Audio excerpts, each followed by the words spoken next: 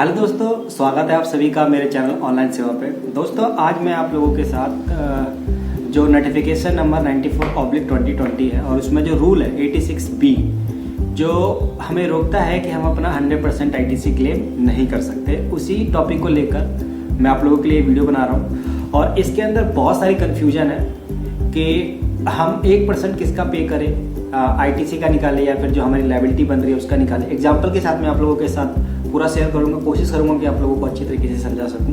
Comment करके ज़रूर बताइएगा कि आप लोगों को समझ में आया या नहीं आया, या फिर अगर इसके अंदर कुछ और चीज़ है जो आप लोगों को समझ में ना आया हो तो कमेंट करके ज़रूर बताइएगा। मैं वहाँ पे आप लोगों को रिप्लाई करने की कोशिश करूँगा। तो इसके अंदर दोस्तों क्या कहती है गवर्नमेंट कि अगर आपकी लायबिलिटी बनती है, जितनी लायबिलिटी बन रही है और उस लायबिलिटी से ज़्यादा आपकी ITC क्रेडिट लेजर में पड़ा हुआ है तो आप उसको पूरा सेटल नहीं कर सकते। जितनी आपकी लायबिलिटी है उसका 1% तो आपको कैश में पे करना ही होगा, 99% आप अपने ITC से एडजस्ट कर लेंगे। अब इसको समझते हैं कि एग्जाम्पल के साथ। तो जैसे मान लीजिए कि मेरी जो सेल है वो 60 लाख की है, जिसके ऊपर 18% टैक्स, यानी जो मेरी लायबिलिटी बनती है वो बनती है 10,80,000। ठीक है, ये मेरी लायबिलिटी बनती है 10,80,000। और जो मेरी परचेज थी वो थी 50 लाख की, जिसके ऊपर 18% टैक्स था। तो जो मेरी ITC बन रही थी वो बन रही थी 9 लाख रुपए। तो ये तो सिंपली मुझे दिख रहा है कि 10,80,000 की लायबिलिटी और 9 लाख है तो मुझे कैश में पे करना ही होगा। लेकिन अगर हम ये मान लेते हैं कि आपकी ITC या क्रेडिट लेजर है उसमें ऑलरेडी 2 लाख या 5 लाख पहले से ही पड़ा हुआ है, तो 9 लाख तो इस महीने का हो गया और 5 लाख पहले से पड़ा हुआ है, यानी 14 लाख मेरी ITC बनी। और मुझे लायबिलिटी कितनी दिखानी थी? 10,80,000। ठीक है, सपोज कीजिए कि हम नवंबर रिटर्न का फाइल कर रहे हैं, नवंबर मंथ का रिटर्न फाइल कर रहे हैं। हालांकि ये जो रूल है वो 1 जनवरी 2021 से एप्लीकेबल होगी, लेकिन फिर भी एग्जाम्पल के लिए मैं आप लोगों को समझा रहा हूँ कि नवंबर मंथ में जो मेरी सेल हुई वो हुई 60 लाख, जिसके ऊपर टैक्स था 10,80,000 रुपये 18%। उसी तरीके से मेरी परचेस हुई 50 लाख की, जिसके ऊपर 18% टैक्स था 9 लाख रुपए। और मेरे क्रेडिट लेजर में पहले से ही 5 लाख पड़े हुए थे, यानी टोटल मेरा जो क्रेडिट लेजर है वो कितने का हो गया? 14 लाख का। और मेरी लायबिलिटी कितनी निकल के आ रही है नवंबर मंथ की? 10,80,000 की। तो गवर्नमेंट कह रही है कि भाई आप 10,80,000 अपने उस 14 लाख से पूरा एडजस्ट नहीं कर सकते। इसको किस तरीके से एडजस्ट करेंगे कि आपको क्या करना होगा, जो आपकी लायबिलिटी बन रही है ना 10,80,000, उसका 1% निकाल लीजिए, यानी 10,800 रुपए। उसको तो आप कैश में पे करेंगे और बचा जो 99% यानी 10,69,200 रुपए, वो लायबिलिटी का 99% निकाल रहे हैं, ITC का नहीं, ध्यान दीजिएगा। लायबिलिटी का 99% निकाल के आप अपने क्रेडिट लेजर से एडजस्ट कीजिए, बचा हुआ 1% आपको कैश में पे करना है। इस तरीके से आपको 86B को फॉलो करते हुए जाना है, तभी आप अपना GST 3B फाइल कर पाएंगे। अब कंफ्यूजन यह है कि ये समझ में नहीं आ रहा है कि किसके ऊपर एप्लीकेबल और किसके ऊपर एप्लीकेबल नहीं है। तो 2-3 चीज़ है जो मुझे लगता है कि आप लोगों को बता देना चाहिए और आप लोगों को समझ में आ जाना चाहिए कि देखिए, सबसे पहले गवर्नमेंट के ऊपर ये एप्लीकेबल ही नहीं। अगर आप गवर्नमेंट ऑथराइज हैं तो उसके ऊपर तो एप्लीकेबल है ही नहीं है, पहली चीज़। दूसरी चीज़, ऐसे टैक्स पेयर जिनका टर्नओवर 50 लाख से कम है उसके ऊपर ये एप्लीकेबल नहीं है। अब यहाँ टर्नओवर से मतलब पूरे साल का नहीं है, ये मंथ वाइज 86B जो रूल है वो मंथ के हिसाब से है। जैसे मान लीजिए नवंबर मंथ में जो हम अपने GST 3B के 3.1 के अंदर ए वाला पार्ट होता है ना, यहाँ पे आप टैक्सेबल वैल्यू दिखाते हैं, IGST, CGST, GST दिखाते हैं 3.1 के अंदर। तो उस टैक्सेबल वैल्यू के अंदर जो हम दिखाएंगे उसको टर्नओवर कहा गया है। तो नवंबर मंथ में जितनी आपकी सेल हुई उसको टर्नओवर लेकर चलना है, ना कि पूरे फाइनेंशियल ईयर का। ये चीज़ आपको ध्यान में रखना है।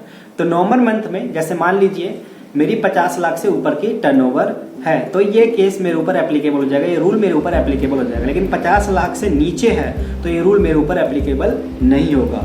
बहुत ही आसान शब्दों में समझाने की कोशिश कर रहा हूँ आप लोगों को दोस्तों। कमेंट करके जरूर बताइएगा कि आप लोगों को समझ में आ रही है या नहीं आ रही। अब चलिए हम बात करते हैं कि गवर्नमेंट ने इसके साथ क्या रिलीफ करा है। उसने ये कहा है कि आपका जो टैक्सेबल होगा ना मंथ वाइज जो होगा उसके अंदर से आप एक्सपोर्ट को हटा देंगे और एग्जाम को भी हटा देंगे। जो बचा हुआ है उसको ही हम टर्नओवर मानेंगे, उसको टैक्सेबल मानेंगे। तो जैसे मान लीजिए आपकी जो मंथ नवंबर मंथ में या जनवरी से एप्लीकेबल होने वाला है, तो जनवरी मंथ में 90 लाख रुपए आपका टैक्सेबल वैल्यू निकल के आया, 90 लाख रुपए उस जनवरी मंथ में। तो उस 90 लाख में सपोज कीजिए कि 30 लाख आपका एक्सपोर्ट है टैक्सेबल वैल्यू, और आप 20 लाख है वो एग्जाम्प्ट सेल है टैक्सेबल वैल्यू। तो 30 और 20 50 हुए, 90 में से 50 को हम माइनस कर देंगे, बचा कितना 40 लाख। अब ये रूल आपके ऊपर एप्लीकेबल नहीं होगा।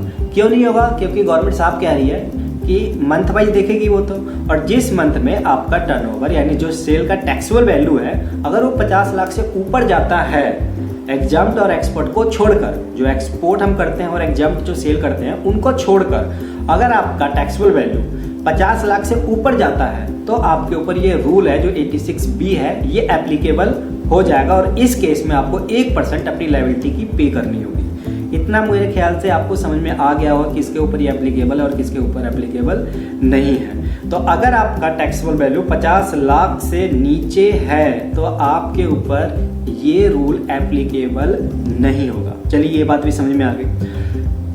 तीसरी चीज जो इसके अंदर गवर्नमेंट कह रही है वो ये कह रही है कि अगर आपने अपने प्रीवियस 2 साल यानी पिछले 2 साल में अगर आपने अपने ITR में जो टैक्स पे किया है वो 1 लाख या इससे ज़्यादा किया हुआ है तो उस केस में भी आपके ऊपर ये रूल एप्लीकेबल नहीं होगा।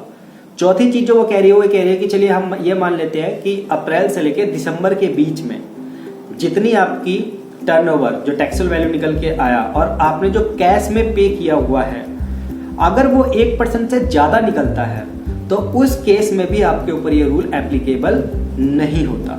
तो दोस्तों ये कुछ रूल जो ये 86B है ना इसको बड़े ध्यान से आप लोगों को समझना है, और जितने आपके क्लाइंट हैं अगर आप टैक्स कंसल्टेंट का काम करते हैं या इस लाइन के आप प्रोफेशनल हैं, आप इसी आपके बहुत सारे क्लाइंट हैं, तो जितने क्लाइंट हैं भाई उनको समझा देना अच्छी तरीके से कि ये रूल किस तरीके से काम करने वाला है, और बहुत ही केयरफुली आप लोगों को काम करना है। कहीं ऐसा ना हो कि आप लोग के लापरवाही की वजह से आपका जो क्लाइंट है उसका कोई टैक्स नहीं बन रहा था लेकिन फिर भी आपने 1% के हिसाब से उसको पे कर दिया। जो रूल के अंदर हमें बताया गया कि ये रूल कब कब आपके ऊपर एप्लीकेबल नहीं होगा। मंथ वाइज देखा जाएगा, सबसे पहली बात ये मंथ वाइज देखा जाएगा, तो ये चीज़ आपको ध्यान में रखना है। तो आई होप कि आप लोगों को दोस्तों ये बिल्कुल समझ में आ गया हो कि जो 86B है वो किसके ऊपर एप्लीकेबल होगा और किन के ऊपर एप्लीकेबल नहीं होगा। तो दोस्तों कमेंट करके ज़रूर बताइएगा कि ये वीडियो आप लोगों को कैसी लगी, फ़ायदेमंद रही या नहीं रही, आपके कंसेप्ट क्लियर हुए या नहीं हुए। थैंक यू सो मच दोस्तों। वीडियो को ज़्यादा से ज़्यादा शेयर कीजिए, लाइक कीजिए, और हमारे चैनल से जुड़ने के लिए सब्सक्राइब बटन को भी क्लिक कर दीजिए।